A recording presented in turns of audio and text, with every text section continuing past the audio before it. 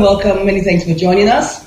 It is said that it's only those who are alive that can achieve dreams or goals. And when the Ember month, a time where people have to be the most security conscious at any time in the year.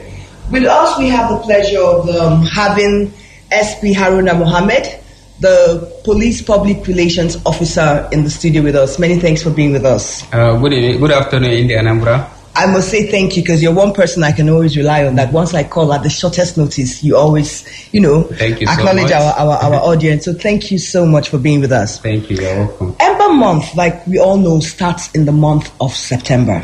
September, October, November, December. I think 2 weeks ago, November 5th precisely, the governor launched the Ember month security operations, right? Mm-hmm. And of course the CP, amongst other paramilitary officers and intelligence agencies, were also present at that event. Yes. What's the need? What do we mean by Ember month security operations? Thank you very much. First of all, I would like to extend the goodwill message of the Commissioner of Police, Anambra State Command, CP Garba Babu Umar, to all India Anambra for their relentless effort in assisting the police with useful information that is helping the command to fight crime and criminality in the state. Okay. The issue of Ember months. Ember months are periods considered by the security agencies to be a period where crime and other forms of criminality as well as accidents are on the increase. And such period usually fall within the month of September to January, because January is also included because New Year is being celebrated in January. Okay. So the influx of people from various parts of the country, both within and outside this country, increase in geometric progression during this period. Okay. Normally, people used to come for festivities. Some used to come for meeting. Some used to come to celebrate the New Year.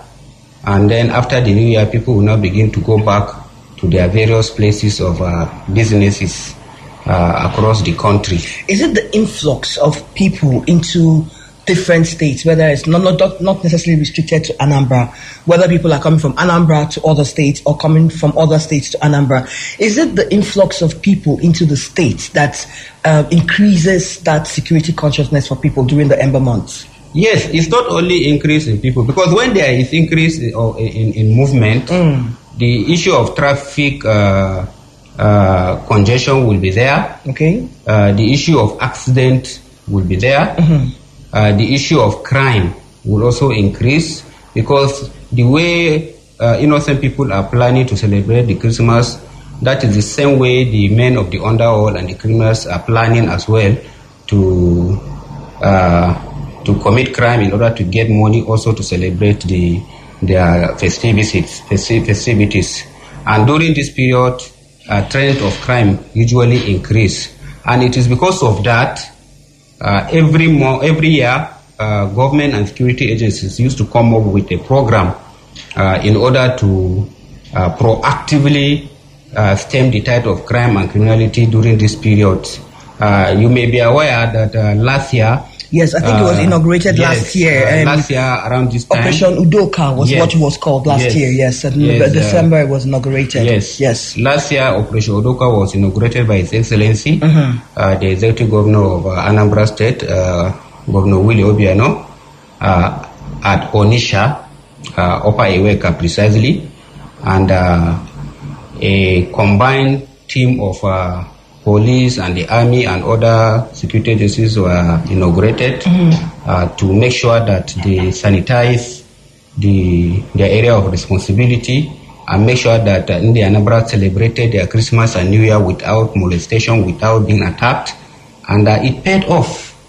The establishment of that Operation Udoka, coupled with the strategic action plan put in place by the command, under the able leadership of the Commissioner of Police, CP Garba Babu Umar, greatly helped the situation where visiting units were brought, policemen were trained, and then they What were do you mean by deployed. visiting units? Visiting unit. The visiting unit means policemen, not originally posted serving. to Anambra State. Yes, in Okay. in Anambra State. Okay. Yes, particularly the mobile police men. Okay. They were brought, and then there was aerial surveillance by the police chopper in order to get aerial intelligence about criminal and their hideouts. And it has greatly helped, and the command recorded a low crime situation last year. And it was because of that, this year as well, His Excellency also launched a similar... Do we have a title for this year? Yes. What's it called? Ember Month Operations. Okay, not like Operation Udoka. Okay, yes, so Ember Month Operations. Okay. 2018. It was launched in Aguata, I think in Colombia. Colombia, yes. And His Excellency, during the launching of such a program, has given an award to deserving officers who cut across all the sister agencies, and also gave some assistance, cash assistance to the families of deceased police officers who paid the supreme price in the course of providing safety and security in the state. Okay. And also another outfit was also established and inaugurated in Aguata with the sole responsibility of assuring that in the Anambra celebrated Christmas peacefully without being attacked, both within and outside the country. What outfit is that? Is it under the police? Yes, under the police. This time around, in addition to the joint patrol unit, another specialized unit was created, and this time around is motorbike. Yes, patrol. I know the governor gave out. Yes. How many bikes? Was it 5,000? About 50 bikes. 50 motorcycles. Yes. Yes, to the security forces, yes. Not just the police itself. Yes. And these motorcycles were fortified with sophisticated security gadgets, and they can access areas that are not motorable, and then areas that are considered difficult, terrain that are considered difficult, which ordinarily the patrol vehicle could might not get into. Yes, okay, access. Okay. And that is one of the motives behind the inauguration of such outfit. So this is okay. I mean, what should the layman be aware? We all agree that we just can't expect government to do everything. We can't expect the police to do everything. Each and every one of us, even as civilians, are also or should also be security conscious. So what advice would you give people this period? I know, like, for example, I know that this period there's a lot of expectations for people. And there was something you said while we were talking, that people will capitalize. So as the good ones, the good citizens of any society are capitalizing on having a good time during this festive period. The bad ones too are capitalizing. So before I ask what we should do as citizens, do you think that it's a psychological thing in terms of expectation of society? For example, I've evaluated my life or my achievements from January till maybe December. Christmas is coming. I feel I haven't done as much as I should have done, and that prompts someone to go into crime. Do you get occurrences where you have people that have never maybe had any criminal record, but because of this Ember month are forced into crime because they're trying to keep up with societal expectations of what one should have achieved by the end of the year? Well, crime is a universal term. Whether expectation or not expectation, crime is crime. But does society contribute to that? Well, that is a different topic. The law enforcement agencies are saddled with the responsibility of crime prevention and control. And the fact and issue there is that if somebody commits an offense, he has transgressed and he has violated the rules and regulations of the society. And it is duty bound on law enforcement agencies to ensure that there is sanity in the society, and everybody that is found wanting should be investigated, and then if found guilty or have a prima facie case, he should be charged to court. So what we are talking about here is the crime itself. Not the cause. Whatever it is, whether you're trying to keep up. The most important thing is whatever you're doing for the Christmas Ember month, make sure you don't do anything criminal. Anything you want to do, you should make sure that you do it in accordance with the law of the land. And you should be a conformist. And you should make sure that you don't commit crime. That is the message. And then coming to your second question, that what do we as individuals do to also be security conscious? The first thing that the India Anambra should do is to be security conscious. How? Security conscious means you should be aware of whatever that is happening within your environment.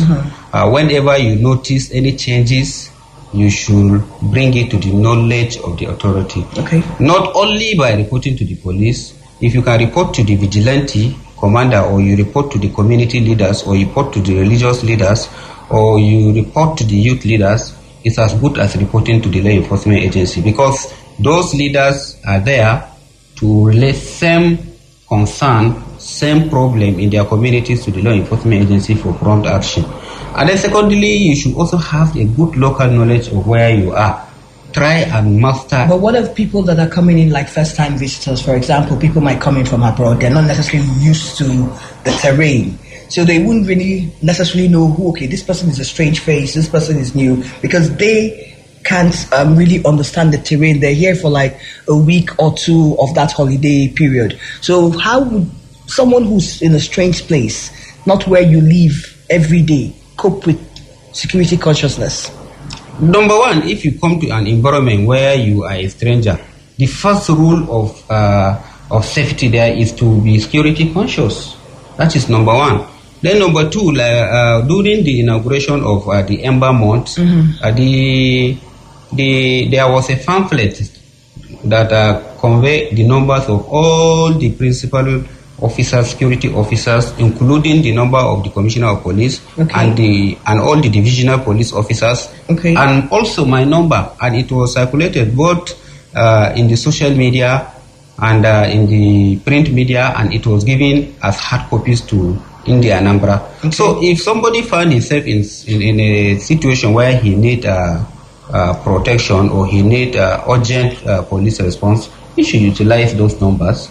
And then the police will now respond promptly to his distress. Not only that, we have been giving police distress numbers to India Anambra, and at the end of the program, we will still call some of these numbers emergency number, and they are on 24 hours basis. Anybody that has any problem or need police intervention, he should not hesitate to call that numbers for urgent response. And also, in every nook and corner of Anambra, we have our static patrol beats who are there monitoring the situation and always at alert. So even in motion, if you consider yourself being either trail or maybe vulnerable to attack, you should not hesitate to contact any policeman you see on the street or all our police vehicles there for assistance, and they can render assistance, or you walk to a nearest police station to give your complaint. Okay, good. I get almost daily police diary from you, and I get events, that the command has been doing in terms of reviewing your success stories. There was one I found very striking. I think that happened like last week, where some young guy was almost robbed of his vehicle through someone he met on the social media. Now, I'm bringing this up because most people in the 21st century do a lot of communication through the social media. And I know that people are meeting, I think it was Facebook, where the man had said he had met some girl, and then they well, you're here, so you give us the right information. So they took his vehicle, But the point I'm trying to make is, how can we protect ourselves too from incidences like that? Because, like you said, crime will definitely increase this period. People are going to be coming in town out of the country. There's this local slang that in the Malay boys are coming in, So there'll be like money floating around the town, and some people are also prone to incidences like this. That's why I brought it up. So what's your best advice for things like that? Yes, they are of different. So first tell us the right story. So I'm not like. Yes, we have about 2 instances of this internet-induced crime. Okay. For example, the one you cited is the victim is a man. He met a girl in the social media, precisely Facebook. They became friends, and the lady invited him, and the man, in good faith, he went to visit the girl somewhere in Ogidi, and unfortunately for him, the woman or the girl in question is a member of a syndicate. Okay. And as soon as he went there, they rounded him up and they snatched his vehicle, his handsets, and other valuables. And because of the prompt report, the command was able to pursue the syndicate, and they were able to recover the vehicle. Yes. And investigation is on to trace the fleeing victims. And then the second scenario is a man who pretend to be searching for a lover that he will marry. He will yes, I remember that. Yes. You sent me that also. Yes. He will lure his victims, mostly women, under false pretense that he is going to marry them, and he is working in a certain oil company. And immediately they now enter into the trap. You now request them to open an account for him, that he is in a difficult terrain. I will not be able to come and open an account. And they will open an account for him and then give him the PIN as well as the ATM card. And he will use same account number and advertise that he is a senior official, recruitment officials in some agencies, and that they should deposit certain amount of money into the account so that they will be considered for recruitment. He sometimes even use religious leaders in order to convince his victims that he is genuine. During maybe service or whatever, then they will now sell his criminal tendencies, and then the people foolishly or ignorantly will now go and deposit their money into the account. Before they know it, they will be swindled. So the command have mounted high intelligence operations in respect of that suspect, because he has swindled so many people, and because of that, we use modern technology and arrested the suspect. I know when you arrested him, he had some international SIM cards, apart from the Nigerian SIM cards and other ATMs, like you said. Now, in the eye of the law, the victim that opens this account, because I also call the person the victim, is also liable to an offense, whether the person is ignorant, like you said, or stupid about it. You see, ignorance of law is not an excuse before the law. There was a victim. One of the victims is a lady. She's residing here in Anambra, in Oka precisely. People started calling her that she defrauded them. They deposited money into her account, this and that. And even some policemen from other states came and arrested her. Oh, wow. And she even reported the matters. But she doesn't have a defense, because you can't convince people that you willingly open an account with your name for somebody, and then you have the ATM card and PIN, and then you give it to somebody. This kind of story, only somebody who knows you, who understands this kind of trend, will believe you. And before, in the eyes of the law, you don't have a defense. You don't have a defense. So, fortunately for her, when she reported this matter, the command began to make an investigation, and fortunately for her, the real culprit was arrested, and that was how people now believe that actually she had nothing to do with it. Nothing to do with it. Okay, so we should be careful too about these, things like this, especially women who are more vulnerable. Yes. They think it's Christmas, people are coming back, they're going to most probably find a husband like you said he was using.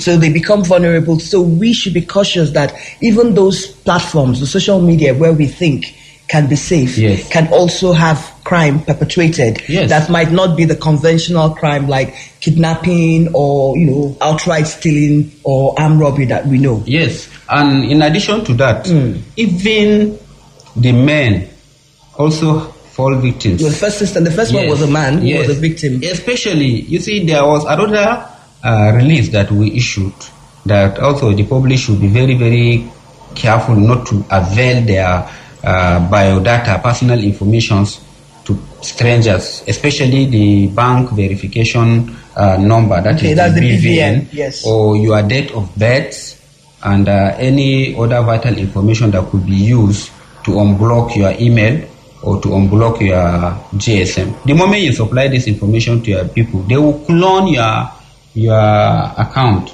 They will temporarily block your number, your GSM number. I heard that story, but I thought it was just a social media. It wasn't a social media. So it's actually a factor of crime. That they can temporarily block off your phone. So what I even learned is that when they steal phones now, they don't necessarily steal the phone because they want the phone. They steal the phone because they want your SIM. Because maybe the bank will send you a confirmation code or an alert. So it's the SIM that they want. So how, you can go ahead and advise us on how to protect Number one, everybody should be conscious of his handset, especially if you have, if that handset contains your bank alert. Make sure that anytime you receive the alert, you delete it immediately. The moment you delete the alert, at least it will be very difficult for somebody to have access. Know what your account balance is. And then secondly, you should try as much as possible to keep your password confidential to yourself. Don't allow people to have access to your password. But I know people do mobile banking where you don't. I don't know the code, but I know different banks have different codes. Star, a few 2-3 numbers and hash, and then you send it or send an account. So if they have possession, whether they have your password or not, they can actually violate. No. Okay, they can. If that bank passport code can only give you, can only avail you with the website or maybe the portal to do the transaction. So you still need your password to go beyond that. You need your password, you need your PIN to actualize it. So, and this can only be supplied by you. So you should try as much as possible to keep your password secret. If you have a smartphone which you are using in making bank transaction, don't make mistake of giving people to be seen in the name of trying to check your pictures or this and that. Keep it to yourself. Your mobile phone is your personal property, and it's a highly confidential product of this material to you. So you should always keep it to yourself. Don't allow somebody to have access to your password, and try and make the password difficult. If you are trying to open your handset and you notice that there are people from behind you or people that are trying to peep on your handset while you are trying to open your handset, try to keep a distance away from them before you open your handset. And always look left and right and back before you open your handset. And if you are making any banking transaction, try to distance yourself to a private place and do your transaction before somebody will now use computer brain and duplicate your PIN number. Before you know it, you go outside and unblock your passport. What about ATMs? I know I've read, like safety tips. Avoid using ATMs, maybe in dark corners or at night, because sometimes, do you have incidences or reports like that? Yes, too? we don't have such prevalence of such incident here in Anambra, maybe because it was underreported, but in other neighboring states, we do have such a report where somebody will go to ATM machine very early in the morning, and before you know it, you meet like two or three guys hovering around the place, and as soon as they slot their ATM card, they start making withdrawals. Somebody will come and point gun at them and they will order them to be making withdrawals. Okay. So anytime you are approaching ATM machine, you should take mental note of the environment. Okay. Try and see the kind of people who are hovering around the area, especially at a time that like such as early morning or late night. Okay. If you are going, if it is a must that you are going to withdraw money at night, make sure you go with somebody and make sure you are you are security conscious. And if it is not an urgent something, you leave it till daytime when everybody is there and there is a movement of people. Nobody will use the situation and put you under instant fear and snatch your ATM card or snatch the money that you withdraw. So people should be security conscious, and also they should as well try and hide their ATM card. It is not only by stealing your ATM card that people will be able to use your ATM card and steal. Once they get some figures on your ATM card, okay, they will clone your ATM card and they will use it and do transactions. So just for the mere fact that one is careless about it, anybody picks up the number, your ATM is still with you, but they can clone a copy of that using the numbers on the card and then do... and then defraud you.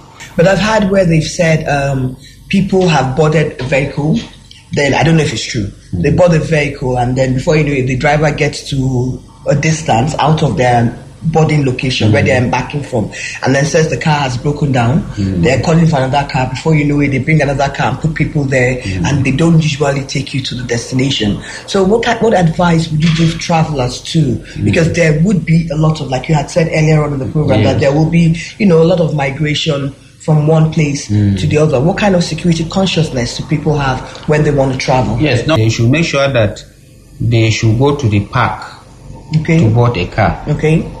And number two, if they are traveling a long distance, they should insist on manifest. They should write their details on their manifest. Okay. And they should communicate to their relative or their next of kin the vehicles that they entered. If possible, they should try and take the number of the vehicle they boarded and where they boarded the vehicle and send it to their relative. Okay. So that in case there is any problem, the relative would have somewhere to start to track or trace them. Will know that this is the particular vehicle they entered, and this is the particular thing they do, and they should keep their relative posted on wherever they go. If they suspect any suspicious movement on the side of the driver, they should not hesitate to inform their relative, who will now inform the law enforcement agency for proactive measures. So one, get the particulars of the vehicle. So I'm in a blue Sienna with plate number XYZ ABC.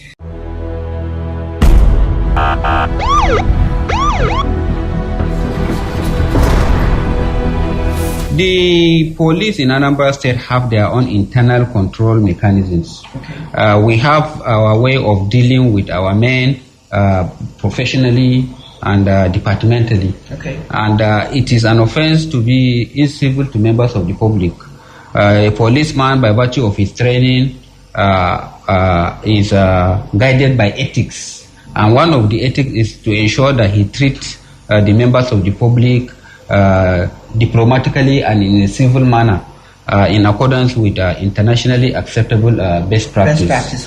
So it is an offense for policemen to treat members of the public in an uncivil manner, and it amounts to professional misconduct. So, and everybody who is being treated in such manner has the right to report the conduct of the policeman for appropriate sanction. He has the right to come to the office. But how many people really want to take out that time? No, they are doing it. The bus driver is going to the park to drop his passengers, is in a hurry, and then they feel, okay, 50 naira, let me, 100 naira, let me just give them a pass instead of... No, they are doing it.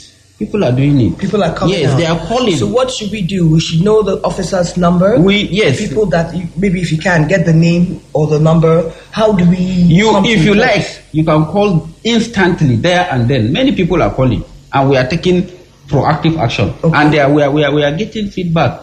So instantly you can call while the policeman is still trying to collect. You call. So most of the time they call me and I will tell them to hand over the phone to the in charge of the patrol. Then we will talk and then we will resolve the matter. If it is a matter that needs to be taken upon, we will take it up. And then we also have, the command has so many departments and units that are saddled with the responsibility of checking these excesses. We have the IGP monitoring unit. the IGP monitoring unit, yes. And we have the Commissioner of Police monitoring unit. And then we also have the APCAP, Anambra Police Public Complaint and Anti-Piracy Unit. All these units are saddled with the responsibility of investigating cases involving police action. And then we are getting complaints from public, and we are investigating it, and we are even all these people that are calling and complaining, they should use this. They should use this forum that the police is placing. Because you can't. I mean, you're a policeman, but you can't be everywhere at the same time. You can't even police your own people. So the message to the public is, if they, like the first caller that called, and then the marketplace, from there they should call. No, that of the marketplace now. As soon as I go back, I'm going to bring it to knowledge of the Commissioner of Police, so that the attention of those striking units will now be concentrated at areas where market is taking place. So that this kind of excesses will be curtailed. Well, unfortunately, we've run out of time, so we have to wrap up the program. I want to thank you very much for honoring, our invitation to be our guest today, and then remind our guests. But before we go, I want you to give us the numbers people can call. Yes, before I give you the numbers, there are some urgent information that I want to pass to the public. In 1 minute. The India Anambra are aware that the state government has banned illegal collection of levies, tolls, revenue in the names of government. Government subsidiaries. That's another topic. The state government has banned this illegal collection, and it has given express directive to the law enforcement agencies to enforce it. As I'm speaking to you, the Commissioner of Police has given directive to all the DPOs to start arresting these people. Yesterday, the command has arrested over 18 people, and they will be prosecuted for multiple taxation and illegal taxation. Okay, good. And then secondly, there was outcry from India Anambra that policemen and other law enforcement agencies are using motorbikes and then take passengers where the government has prescribed. I want to assure the public, yesterday the Commissioner of Police also gave directive, and he even addressed the press that he has given a directive that henceforth any police officer or any law enforcement agency found violating the state order in respect of motorcycle should be arrested immediately, and departmental action will be taken against him. So the police don't, we are part of the society. We are also guided by law, and it is also our duty to comply with the law of the state. Okay, out of time, so give us the number. Then the numbers, we have our control room number 070-391-94332. That is our control room number. Then we have another control room number, which is 080-350-79977. Let me call them again. So call it again. 78977. That is 080-350-78977. Then the first one, 070-3919-4332. Okay then. Many thanks for being with us. We've come to the end of the program, so we can't take your calls. But join us next week, Wednesday, 1 o'clock to 2 o'clock, and then we'll talk more on security issues. My name is Ifunaya Amafli. We want to thank all our callers for calling us, and thanks for being a part of this program.